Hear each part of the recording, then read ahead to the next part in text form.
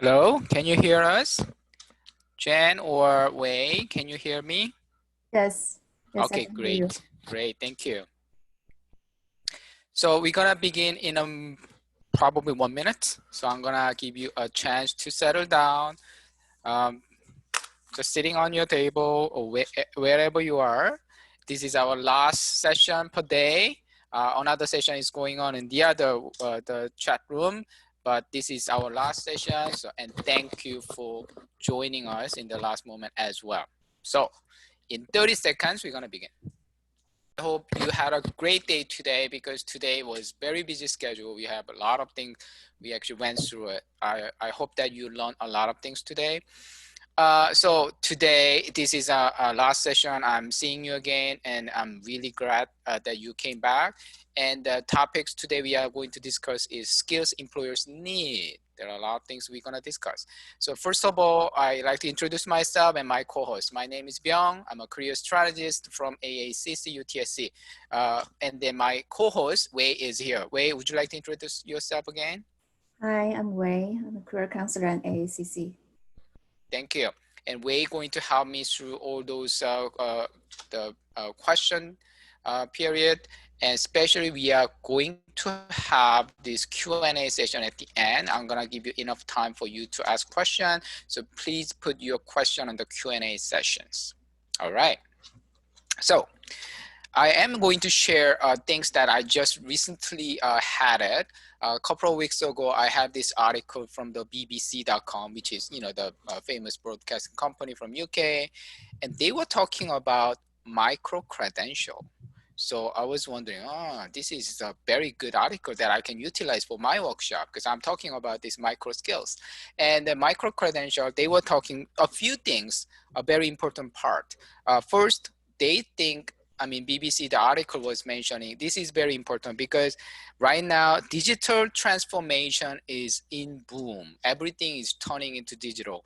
This morning, I was talking about, this afternoon, I guess, 12 o'clock, I was talking about these networking things in virtually, and also a lot of those digital devices, those communication devices became digitalized. So digital transformation is everywhere. Therefore, there are new skills are in demand. Right? The new skills is coming up. So obtaining a just bachelor's degree, unfortunately not enough. We really need to catch up these skills. So new jobs, new careers, are they actually demanding their employees to continuously learning on new skills? So these are the good points that I like to remind you before we begin this class, this workshop. And I'm going to explore a little bit more and give you some practical things that you can gain from this workshop to learn these new skills. All right, let's move on. Next slide. So I'm going to open up the poll right now because this is a question. It's a simple question. So I'm going to open up this poll, and here we go. I'm launching the poll. Yeah, just simply indicate what is the most critical thing for employers to consider when they hire new employees? Just put the employer's hat on you and think about which one you actually going to see. It's just only 4 examples that I give you. All right, I'm going to close it maybe in 20 seconds.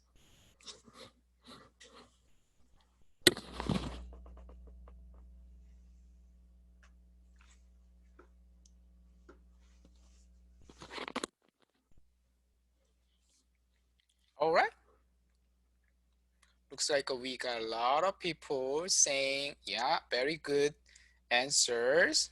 Excellent. So I'm going to end the polling and I'm sharing these results. All right, as you can see, most of you think, yeah, experience is something that employers are looking for. No doubt.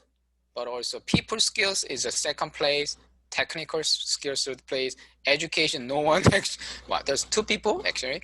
So 2% people say, yeah, education is so and so. Okay, I'm stopped this one and I'm closing this poll. I'm going to share the answer. So here is the answer. It actually based on the survey that Workopolis, the Canadian job searching company, they actually had this survey a few years ago. I don't think it'll be much different these days. So education is something they consider, but just 4% think is the most significant.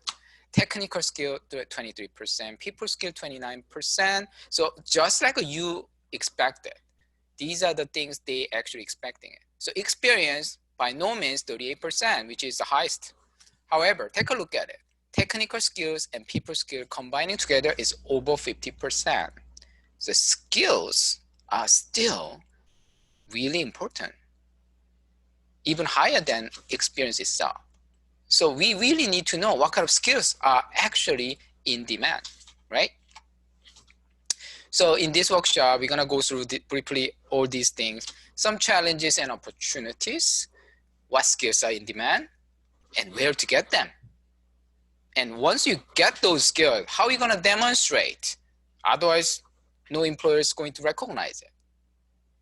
So we are going to talk about those things. So first thing, what challenges do we expect? Well, obviously we have challenges right now. I mean, we are staying home and having such uncertain things happening outside. So that's a huge challenge, which we didn't know these things are coming. So always there are new things coming up. First of all, there are no more jobs for life. I believe there are some other discussion happened yesterday and today about there's no linear job. There's no jobs you start and then you finish as it is. Every time you got into the new job, there's something new change. You probably need to switch your position. Sometimes you have to update your skill. That's the norm. There is no surprise about that. Disruptions. For example, when internet became very popular and computer became popular in the 80s and 90s, which sometimes before you were born, people were panicking like, oh, I think this computer are going to eliminate my job or something like that. It didn't happen.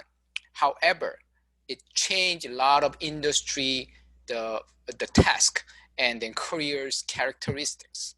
Right now, we're looking at AI, artificial intelligence, going to replace so many traditional positions. However, at the same time, we are expecting this new environment going to create the new positions. So that is a disruption we are looking at it. So future employability will be depending on your capacity to learn. Let's continue going. So we talk about the challenges. And even this morning, the Leanne's speech was talking about crisis, challenges, going to create new opportunities, no doubt. I know it's very uncertain, unstable. That's why we are all being anxious about this situation. However, I'm talking about you, not me, but we as a graduating student, it's a good opportunity. You can think about going to be a little more flexible to see anything else we can actually jumping into it. To do that, maybe you need to develop a little bit update of your certain things, right? So new set of employability skills are in demand, such as cultural competency, empathy, ethical decision-making, interpersonal skills, especially in stressful situation. Stressful situation, tell me about it. These are the stressful situation right now. And if you could demonstrate some of these kind of employability skills, maybe you have a better chance than some other candidates. So another way to see it is a future-proofed capability, information seeking.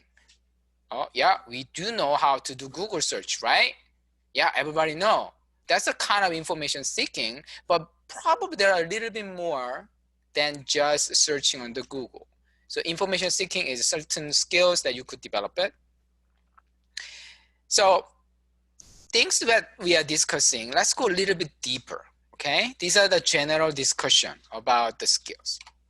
If we go a little bit deeper, I mean, generally, practically speaking, there are certain names we can name it.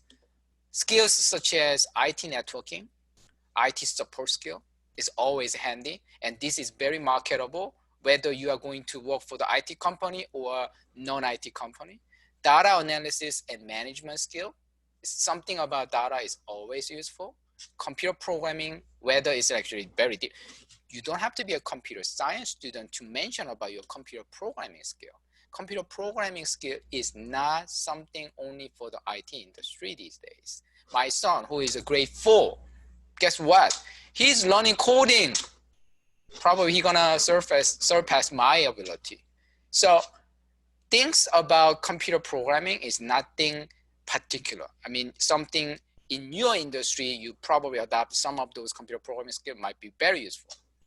In the other hand, some non-technical area, sales, general business, marketing, social media, graphic design is always popular. You can keep some of those skills if you have it on your resume, make your resume stand out.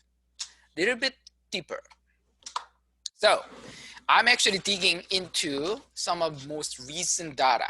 So LinkedIn, as I actually mentioned many times today, has this big data. They're actually punching this big data and analyzing it. What are those skills companies really looking forward to having from their employees in 2020? They just announced it. So I share this link on our useful link so you can check more detail. In terms of soft skills, they come up with quite a few, but this is top 5.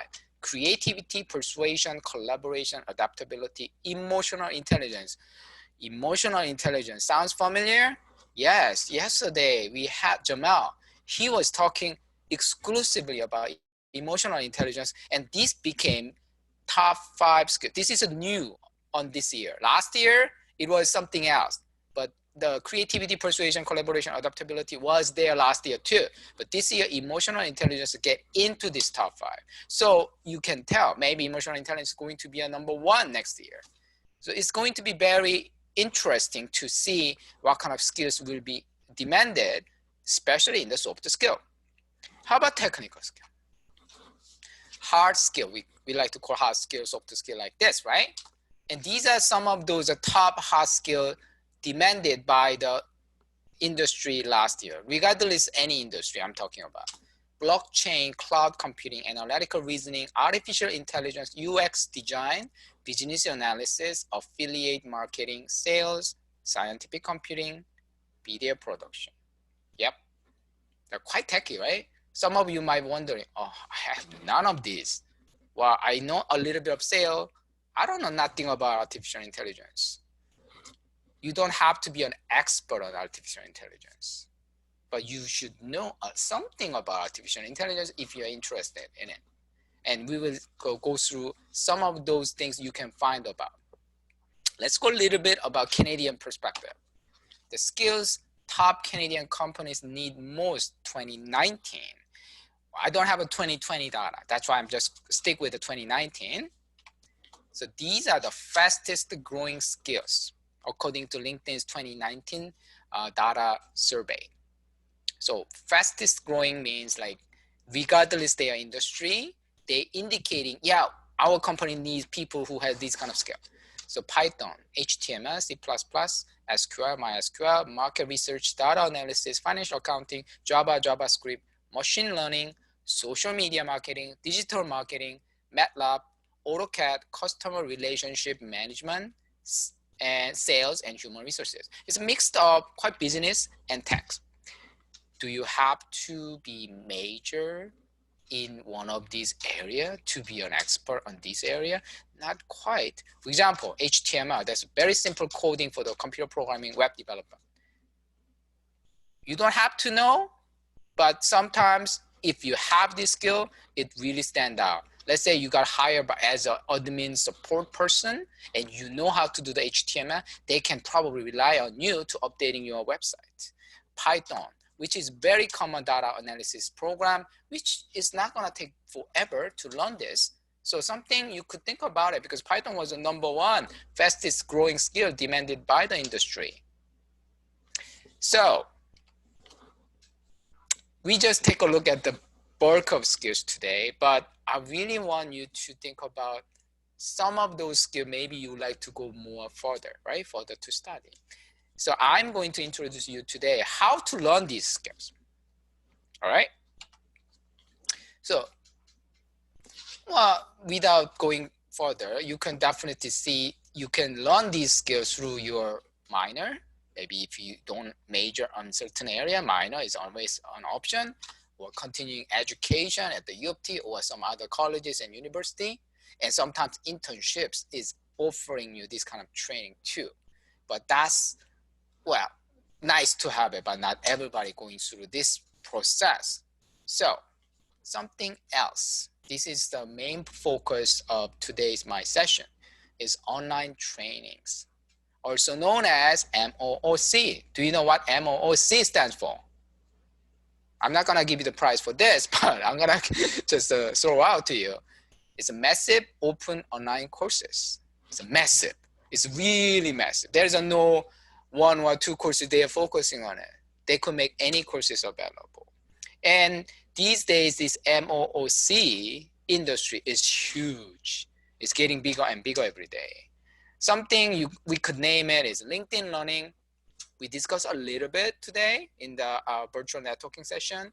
Coursera, edX, Udemy, Udacity, the Khan Academy.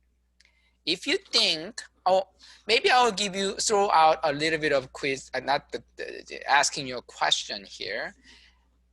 What kind of online training have you ever experienced? Could you put something on your chat box, and then maybe Wei can take a look at it and give us a little bit of summary for this? I'll give you like 10, 20 seconds. Yeah, just tell me about what kind of online training have you ever seen? PMP, Coursera, HP Live, Khan Academy, yeah, Future Learn, Future Learn. Linda. So some of, yeah. Thank you so much. So maybe if you could just look at the chat box, maybe you can take a look at those names and write it down, because I'm not going to go through everything. So maybe you can just check it on yourself, all right? But today we are going to talk about these courses that I mentioned on this slide. So I'm gonna do a little demo later, but let's go through one by one. Coursera.org. So I have a reason why I start with Coursera, because this is the most popular. And also, I must say, this is well recognized by the industry. So for example, if you got some certain certificate that you went through it through the Coursera, it is well recognized by the company too. So it's known for its choices. It's lots of choices. It's not just like a tiny little certificate only. They even have a master's degree. You can actually go with it. It actually has a longer history. It started with a computer science professor from Stanford University. And their concept was, well, we have a lot of resources. We'd like to share with globally, not just with the Stanford University student. That's how they came up. And then right now, there are so many options right there. I'm gonna have a little demo later. And also these classes from all the major university, okay? It's a university, including U of T. U of T has a lot of courses. They have all those famous like university putting the courses there, like Harvard, Yale, Oxford, you name it. Any famous university put their courses there, and it is free to try. It's not completely free. There are many free courses, but most of them are free to try, and you actually tasted it, and then, okay, I'm willing to pay extra. And how much? Not that much. Sometimes you pay $50, $100, $200, which is very minimum pay you could actually contribute it. So we're gonna have a little demo a little bit later. So this is one thing that you should definitely check it out. You haven't checked it out, Coursera, then check it out, because this is a little bit more formal, like a university setting. You could imagine, like if you take any online courses on the university, then Coursera setting is something like that, right? I'm gonna go through something more, and then I will do the demo. edX, I actually mentioning this as a second, because this is as good as Coursera, very similar format, okay? It's actually, all those famous universities also has courses edX, and it's well recognized by the industry. So for me, I actually I complete the one certificate course from edX, and it was from the UBC. actually. And then Coursera, I took many courses I haven't completed yet. So I don't have a certificate, but I'm actually still going on. So this one has a lot of free courses. That's actually one good thing about edX, and quite affordable fee, okay? Again, it's well recognized. I am not gonna do the demo session for these three. Udemy, Udacity, Khan Academy is also well known. So for example, udemy.com is lots of online content creators. So it's not from those famous university, okay? But it's individual creators. They making their own courses there. So it's very skill-based. It's not like a reputation-based, but it's a skill-based. And they're offering this skill. So if you like to learn how to do certain design of something, certain programming development, something, see, sometimes you actually going to look at the YouTube video and then learn some new skills, right? You can think about that kind of things, but it's a little bit more organized and in the system. So you could actually learn it properly. So it's a low cost and many free courses available out there too. Udacity, very similar, but they are much more tech-oriented courses and short-term. So it's like a bite size. And lots of those tech companies actually putting their courses there. Google, Facebook, GitHub, they are all putting their courses there. So it's another good thing. Khan Academy is actually the champion of MOOC because it's founded 2007, which is earlier than any other those MOOC. So Khan Academy, the founder Khan, his name is Khan actually, he actually thought, okay, I like to put some courses for my nephew and nieces to take a look at it because they are living far from his area because he want to tutor them. That's how he found out. So since he actually do that, he actually putting a lot of those general arts and science courses, not just him, by the way. It's a lot of people actually doing it now. And also they are known for lots of test prep courses. If you're looking for any, I want to prep my law school LSAT, they have a prep courses. GMAT, MCAT, SAT, they have a prep courses. And some of those people who are, actually, I really want to upgrade my math skill, science skill, English skill, this is a good place to go, right? You don't have to take it as a serious course, as like a university course, but it's definitely giving you good skills upgrading option. So that's another characteristic of this. So I have one more, by the way, before I'm going to the demo. The LinkedIn Learning is something I mentioned at this time, and it is free for U of T student to access, and they get all those certificates. You don't have to pay anything, okay? Right now, the contract is saying it's free until September 21st, 2020. It was originally May, but it's extended to the September. So I'm hoping it will continue expanded so you can actually get free. If it's not, probably you will have another option to get free. For example, if you are not a U of T student, you are not accessing with a U of T or U2 ID or something like that, you can access through the local library. Usually they have their own membership. They can actually let you into this kind of learning. And uoft.me/Linda, which I'm going to demo in a moment. Wei, is there any particular question or comment so far?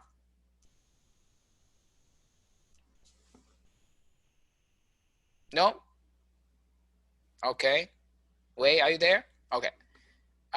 If there is anything. Muting myself. Sorry, I said no 3 times. Yes. Okay. Okay. All right. Great. So I'm gonna continue. So if you have any particular question, you can put it in the Q&A.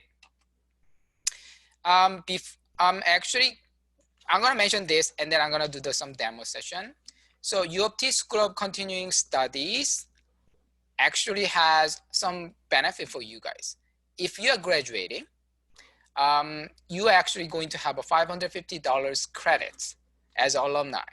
And you can get this alumni discount when you register any courses on the U of T School of Continuing Studies. There are lots of those continuing education programs, 700 plus. Some is actually in class, some is online, some is actually in mix. Right now, everything is online, I'm pretty sure. So you could definitely consider to take a look at those courses. If there's anything interesting, you can actually go with it. Now, at this moment, I like to show some of those the website that I mentioned, because those are very critical information. Maybe you can find out. So I'm gonna go change my setting. Give me a second. Right here. Okay. Could you tell me, Wei, if this screen you can see Coursera website? Yes. Okay, great. Oh, no, sorry. The No? website? Yeah, can you see the No. my screen showing Coursera? No. No? Okay, I'm gonna reshare it then. Okay, just give me a second. I'm gonna reshare it.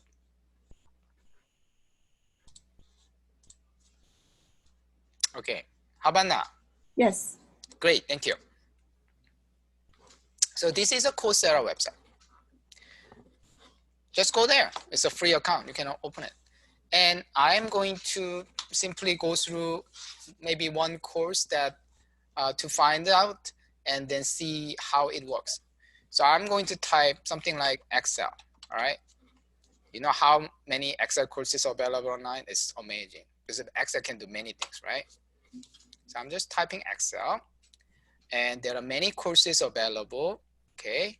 You can see it, right? I'm just don't want to double check. All right, Excel skills for business, all those things. I'm going down because I found one very interesting courses before. I'm going down a little bit here. Excel to MySQL, analytic techniques for business. Okay. Did you see MySQL was one of the fastest growing skills in the Canadian industry? So something maybe you should take a look at it. And this is course for the beginner. So you don't actually have to have a much knowledge about it. And this is called specialization, meaning they have a bunch of courses together. You complete it, you will get a specialized certificate. Okay, so this one actually has a good rate, for example, and 470,000 students gone through this. So I'm gonna click this. And can you see this, the first screen, Excel to MySQL, offered by Duke University? Okay. And it has who's teaching and all those things is there. And going down, they are showing you what is this course about. This is 100% online, all those things. And they said if you're actually completing, that's approximately 7 months to complete because there are many courses involved with this. So you don't actually have to complete it, but you could actually take few courses first.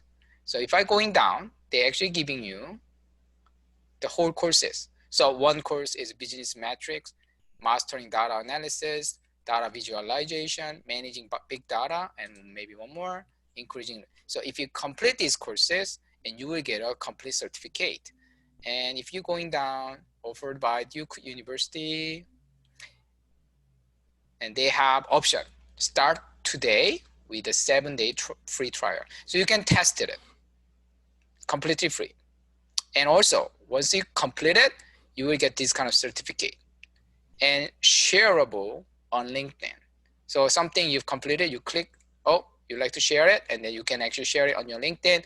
As I actually demonstrated this morning, on your LinkedIn, you can put it under the certificate section.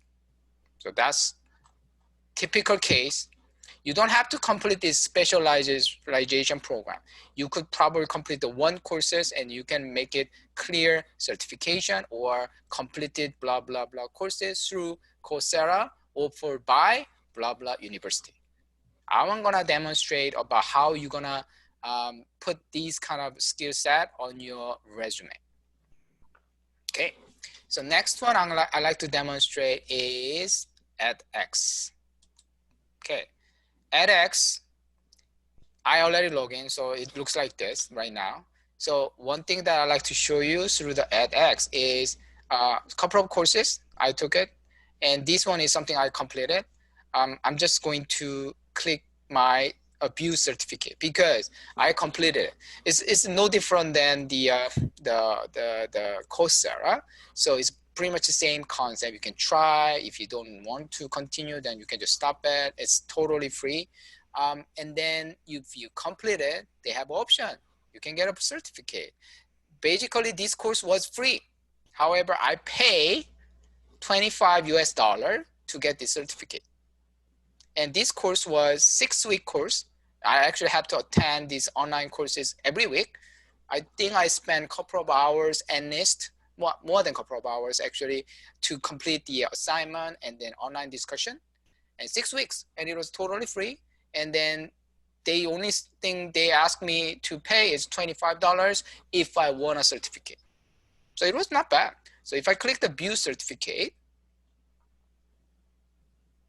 it's showing like that. It looks very official. I have the UBC logo because I got it from UBC, and their signature from the professor, and my name and how I get it, blah, blah, blah. And of course, I have option to share on my Facebook, Twitter, LinkedIn, or I just print it out. So it's actually a very official document. You could actually get it. So I'm just saying something official, but at the same time, it doesn't really cost you much, and also it doesn't really cost you spending a lot of time to complete it. There are lots of those micro credentials available. Okay, that's an example of edX. One more example, of course, LinkedIn Learning, because that's something that you don't have to pay a penny for this. So I'm gonna just open that up. So LinkedIn Learning with the lynda.com. Why I'm actually coming this site? Because if you just go to linkedinlearning.com or lynda.com, you won't get a free account. So don't go there. You have to go there. U of T website, U of T.me/L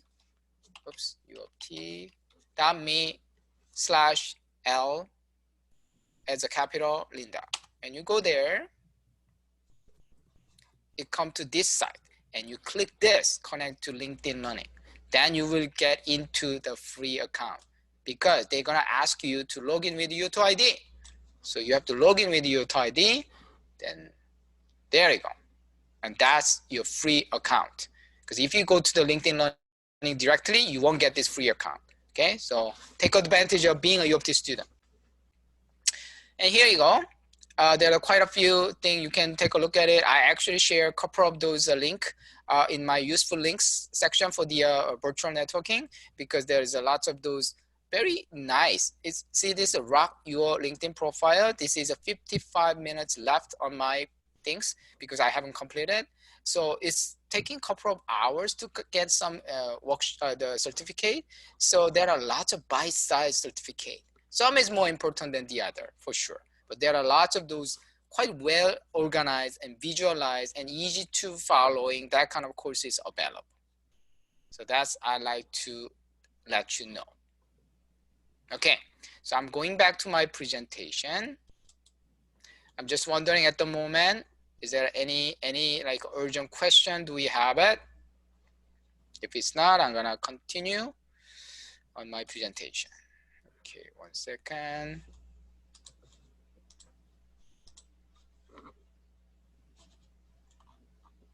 I actually have to go back to the presentation. Just give me a second. In recent UT, where do we find the cost of Coursera after 7 days free trial? I think it's. I'm sorry? There's a range, right? Depends on what specialization of Coursera. Yes. So if I could just answer that, I'm just going to open up this slide first. Sorry, 1 second. Okay, is that slide on? Is that okay? Yes. Okay, thank you. So to answer that question, you can actually, either Coursera or edX, they have a seriously too many courses available.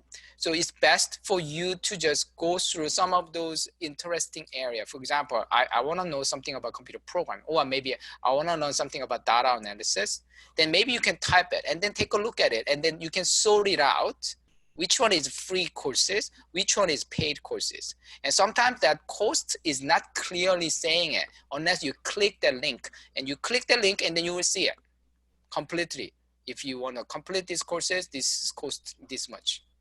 And the funny thing about Coursera, by the way, some courses, if you finish early, because they're giving you amount of kind of the range of time rather than actual course price. So let's say if you could finish this course within a week, you only pay for a week, something like that. So there are many courses has a different price range, but I must say nothing is really over $1,000, something like that. I typically see the courses costing you $50 per course, $100 or $200, something like that. So it's pretty reasonable for that matters. Okay, I'm gonna definitely have more time today to answer your question. So I'm gonna continue going, and then I'm gonna answer some of those questions. So how to demonstrate the skills? Okay, now let's say you went through many courses, you completed. See, two things I actually going to suggest it. First, maybe you should identify what kind of skills I need. Maybe depending on what industry you're going for, right? That's why I was sharing lots of those skill set before. But I don't know what industry you are actually interested in it, so I'm actually putting a lot of things over there. But maybe you should do your own research and trying to find out what skills are necessary to make me stand out when I applying the job in this actual area. Let's say, I don't know, maybe you study health study. So you want to develop your health informatics skills. That's very popular skills, by the way, especially right now in the crisis of this public health. A lot of those critical training might be very valuable if you want to get a job in any area. So I'm just suggesting as one example, if you identify certain courses, certain skills, right? Then make a list. These are the skills. I don't actually have this strong skill on this. So I'm going to take a look at these courses available online and updating myself. And then I'm going to put it on my resume. That's making you stand out. So this is an example I'm going to share with you. Here you go. This is a very typical resume style under the education section. So I will suggest you, maybe if you want to add this certification under your education, I'll put the education and training or education and certificate as a title. So under this education section, you could put your U of T education right there. Honors Bachelor of Science, double major in human biology and psychology, whatever your major. And then say University of Toronto, Scarborough, Toronto, blah, blah, blah. Your GPA is optional. And the relevant courses, that's very typical things you're gonna mention it. And then you can say, by the way, I have this additional education, I took it, which is health informatics specialization. Do you remember specialization? You took, and it's a few courses together, then you will have a specialization. If you just take one courses, you could say it. That course is your certificate.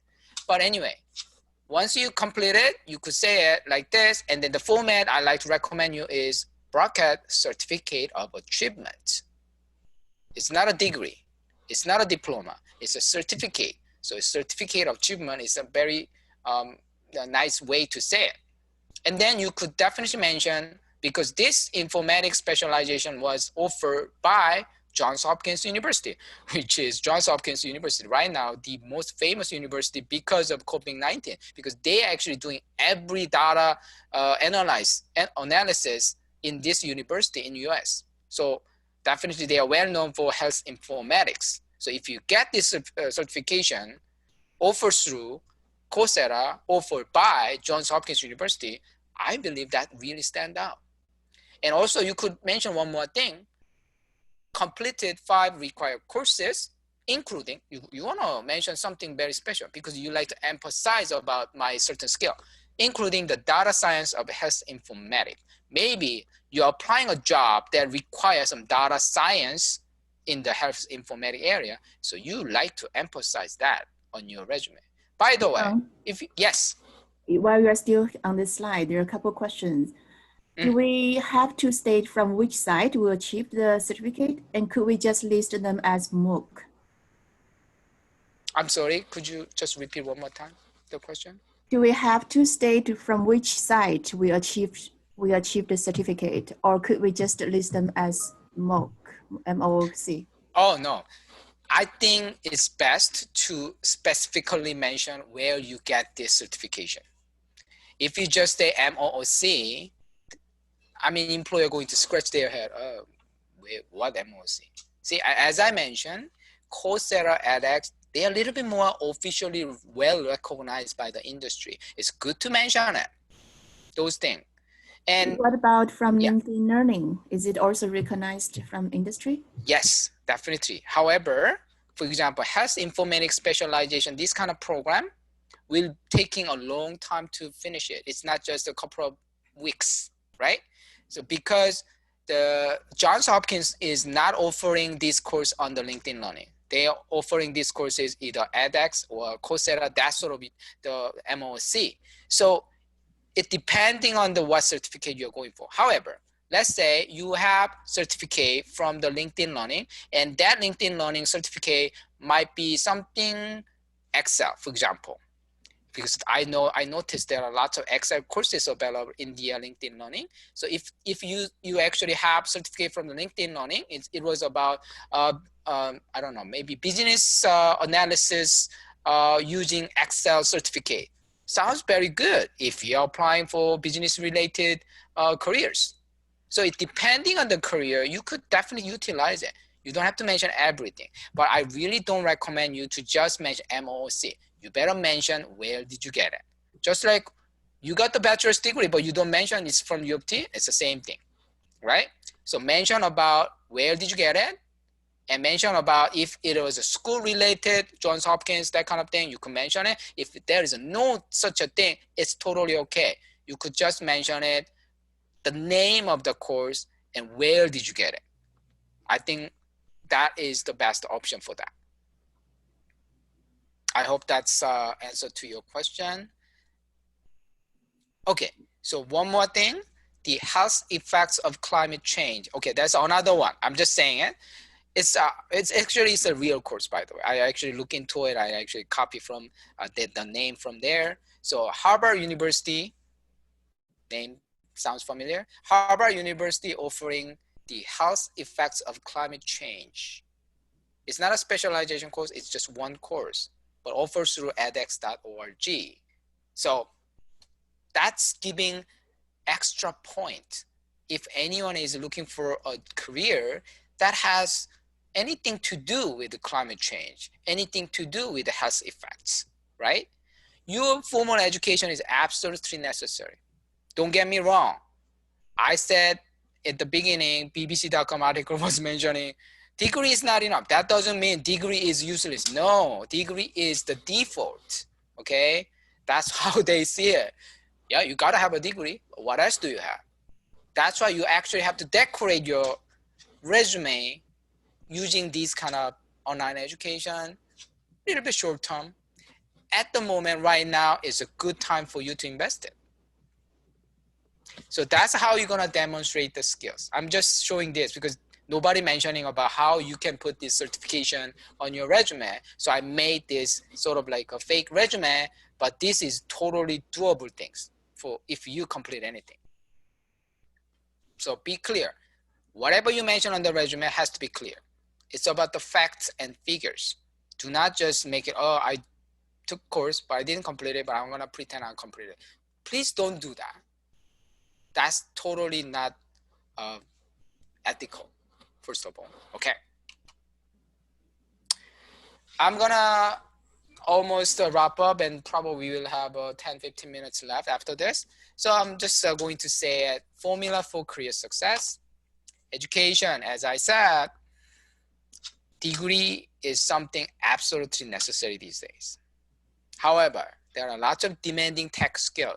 So adding these skills on top of this, in between your studies, or right after your study, or in between your job, absolutely.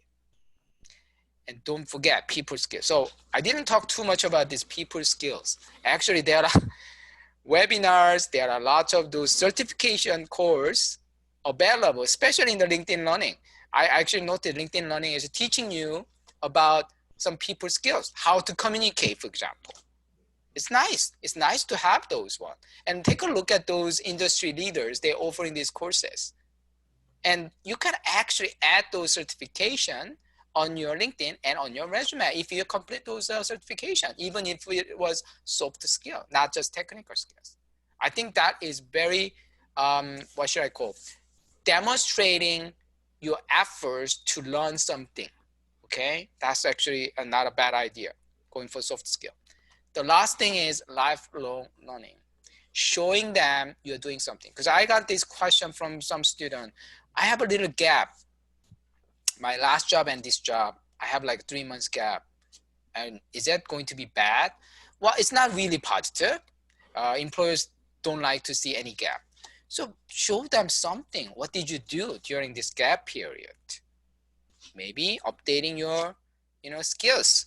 That might be a good idea to put it on your resume, saying, yeah, during this time, I was looking for a job, but at the same time, I was updating my skill, upgrading my skill. Sounds good. So that's I like to tell you.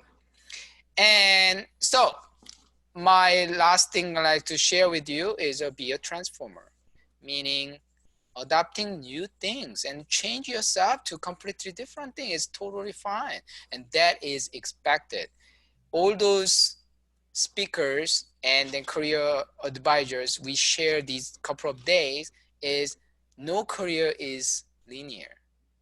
Every career has their up and down story and their changing transition. So be a transformer is probably a good thing, right? So thanks for listening and thanks for joining me. And now we are opening to the floor for more Q&A if there is anything about this online learning. I have a question. Yes. I think I saw some site, I don't remember which one. I have an option to choose have the certificate or not. If I have it, I have to pay. If I don't have it, just taking the course, Yeah. I don't have to pay. So what's your suggestion? I don't want to pay. Thanks for bringing that up because I actually was kind of saying, oh, do I have to pay for this or not, right? I was like, I completed that 6 weeks course. I learned while I was going. And that course, that particular course was not really demanding me to pay anything. It was really good. It was like all those, the PhD doctors actually giving us, a professor from UBC actually giving me lectures, and then we had a discussion. So it was really very formalized process I went through, but they didn't ask me to pay anything. However, there was a little bit of popping up things going on and saying, if you like to have a nice looking certificate, you can pay $25. That's they actually consider that $25 is a donation. So I'm donating this $25 to the this edX to ongoing supporting this kind of online learning, because edX is a nonprofit organization. And guess what? The funny thing is, I was waiting a little bit, and then there's a Christmas holiday coming, and then Boxing Week coming, and there is some sign coming up. Okay, it's a Boxing Week sale. You can have a 20% discount.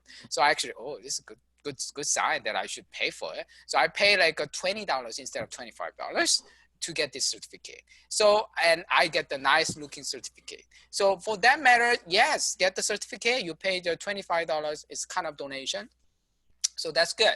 But some certificate, maybe it's more expensive, but if you are able to complete, maybe you want to save some money, you don't have to pay that certificate. You could still mention on your resume, I completed, because that is a record. You just don't have a good looking certificate. That's it. But certain program, probably you are not able to complete it if you're not paying that whatever the price they put it there. So depending on the courses, some courses will give you completely free. Some courses, they're gonna mention it at the very beginning. This course will be free courses, or you can pay $25 for get the certificate, or these courses, try for 7 days free, but after that, you have to either pay or you are not able to access our courses, something like that. But they will give you the option of how much it will be costing completely. And I guarantee you, it's not that expensive anyway. I'm not trying to sell it, but I see it that is quite reasonable price. So only thing that I like to say is that way. Great. I think we have someone shared in the chat box from Coursera. They are having free 85 free certificate during COVID-19 until end of May. Yeah, I believe so. Because there are lots of free courses available these days, especially because a lot of people actually stuck in their house.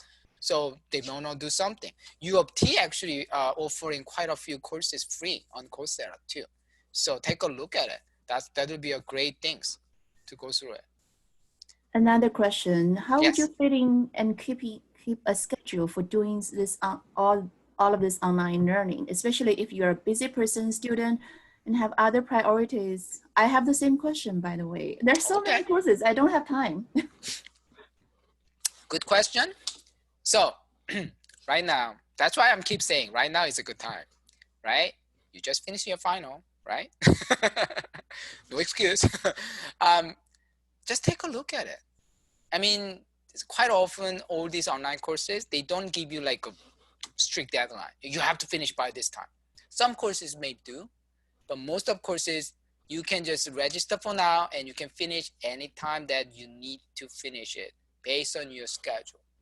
So I think studying is half of the process. So if you identify skills, so you are not wasting your time to just going everywhere, identifying skills that you really want to develop and take those courses, and then finishing is something when you are not too busy is fine, you know, and then that will give you a better job opportunity. So that's actually great investment.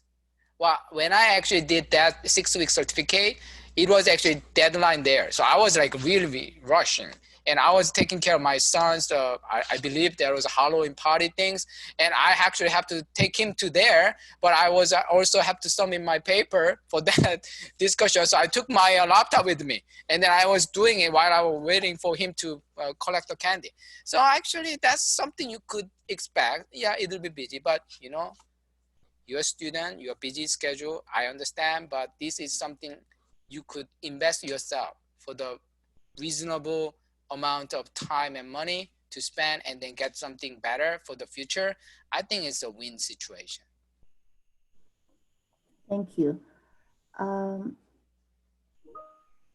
A short one. Can we still use Linda if we are graduating, or how long? As long as your UTO ID is not expired, yes, you could. So that lynda.com is actually LinkedIn Learning, so it's the same name. So LinkedIn Learning currently available through that link I share with you. You just have to log in with your UTO ID. Even though you graduated, I believe you still can use it. And right now, the contract the Ontario government had with the LinkedIn is expired by the September. So I don't think you have any problem during this summer to access this. So try it. If for some reason you graduate like a year ago, so the UTO ID is expired, it's not working, then try the local library. If you're living in Toronto, Toronto library, or if you're living in the York region library, just go through their account, because you can have their account, and then see if they actually offering. I know Toronto library offering it for free. If you, as long as you have a Toronto library card, you could have this access too. Just like you are being a U of T student, you have this access. Just a different way to get into it. So try it. And for now, for guarantee it's free. But later on, who knows? The no more contracts. So by then, maybe you have to think about something else. So I'm just suggesting you try this and that. That's okay.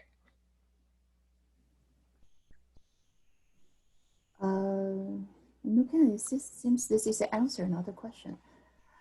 Another question, can you suggest how to find other sites, apps, etc. to learn? Well, I'm actually just feel free for you guys to share it. You probably heard something. I only share those things because those things is more recognizable by the industry. I've seen one student, actually, he was very up to these kind of things. To be honest, he was computer science student, so he's, to be honest, his resume will be popular. But at the same time, he was adding so much of this certificate he was getting it.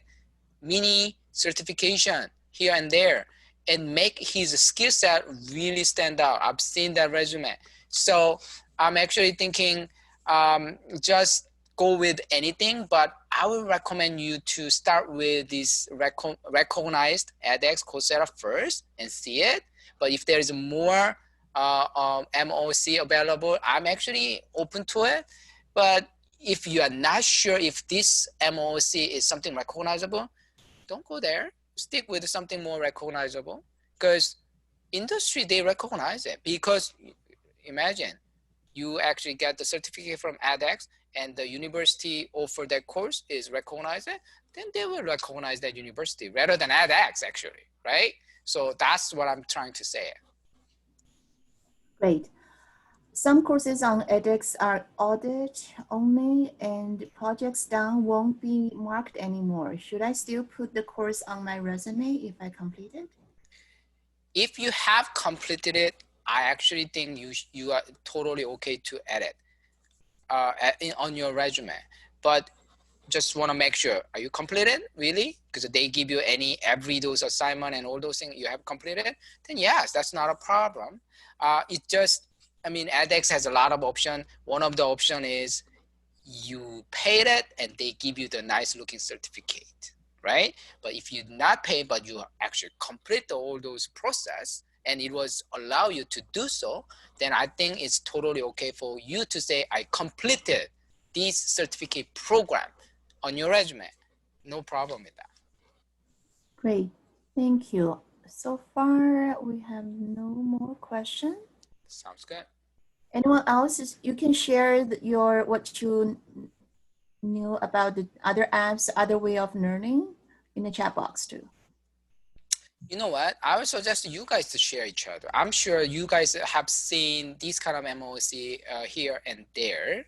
I just don't want to share something more than what I shared today because I know some, but I don't really want to recommend. So I like to stick with what I shared today, and that's a lot already. But if you have known some other MOOC that you found very useful, feel free to share on your chat box. Maybe some other students are going to benefit and they can look at it. We have something diagonal. Anyway, some of them are sharing. I just need to look at. Okay, so we have just a couple of minutes left. So if you have any other question, I'm happy to answer it. And also, I'm just going to suggest you, you probably want to discuss what kind of skills that I needed in the future. I mean, I'm looking for this kind of job and I don't even know what kind of skills that I needed. Maybe that's the challenge you might have it. Two things I like to suggest you. One, talk to us. We are the career counselor and career strategist. We could probably talk together with you, discuss together, and identify certain skills that you needed for your job search. So that's one. Second, again, LinkedIn. Why? Because if you're visiting those people in the industry that you'd like to get a job, probably you will see what kind of skill set they have. Then you can actually, oh, these are the skills that I didn't think I needed, but I think now I know. Write it down. Start from there. Identifying skills is probably more critical than actually learning the skill. So spending more time of identifying the skills is important. And if you don't know where to go, talk to us and talk to those professional people in your industry too. Yeah, I really like your idea, talk to professionals out there, because sometimes even we know the skills needed, but we don't know which courses are more reputed in the field. The best way is to ask professionals in the field. Yep, that's it. I think we're on perfect timing. Okay, so sounds good. So thanks for joining again today. It's very late, but now you can all free to go back to your regular business day. If I may be on, I'm just